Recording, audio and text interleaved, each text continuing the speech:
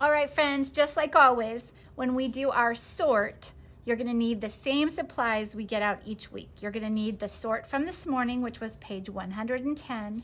We already sorted and labeled things that start with the letter of the week, which is D. You're gonna need that.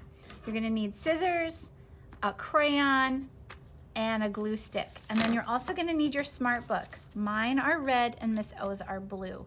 I'm gonna use mine because I don't wanna mess up Miss O's.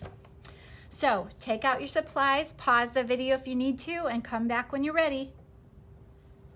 Okay, so just like always, the first thing we're gonna do is we're gonna take our sheet and we're gonna flip it over to the back side. The front side has it labeled. The back side has some pictures that we're not gonna use today.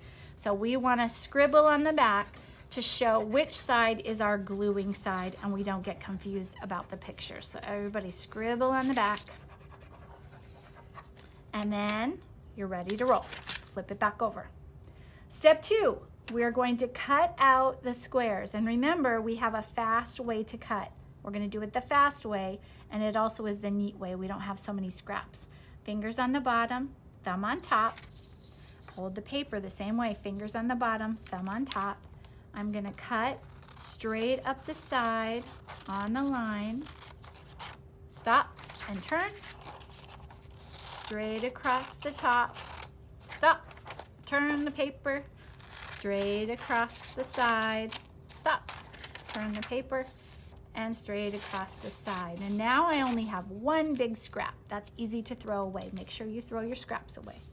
Now you're gonna cut these apart on the lines and then pause the video, cut them apart, and come back when you're ready. All right, my pieces are cut. I'm ready to start using my smart book. Remember, the fast way to find your page in your smart book is to look for the magnet. If you have the magnet or you have a Post-it note, I would turn just quickly like that and open it up. If you don't have that, you're gonna have to turn page by page until you find the last page where something was, oops, my magnet came off, where something was written. Oh, here's the next blank page. See that? Next blank page. Don't turn a bunch of pages, we just want one page. So here's my next blank page. All right, then I need to set up my columns. We want to make 2-column, avid 2-column notes. Here's the middle line, and here's one side and the other. So take your crayon, and we're gonna label the top with the letter of the week. We're gonna do uppercase D, lowercase d. Miss O showed you how to write those. We go straight line down, go back up to the top, and curve around like a belly. There's our uppercase D. Our lowercase d is kind of like a lowercase a. We curve around, or a lowercase o, and then we go all the way up and slide down right next to the circle. Let's do that, the same thing on the other side. Uppercase D, and oops, that's not a very good one. And then a circle, and we're gonna slide right down next to it.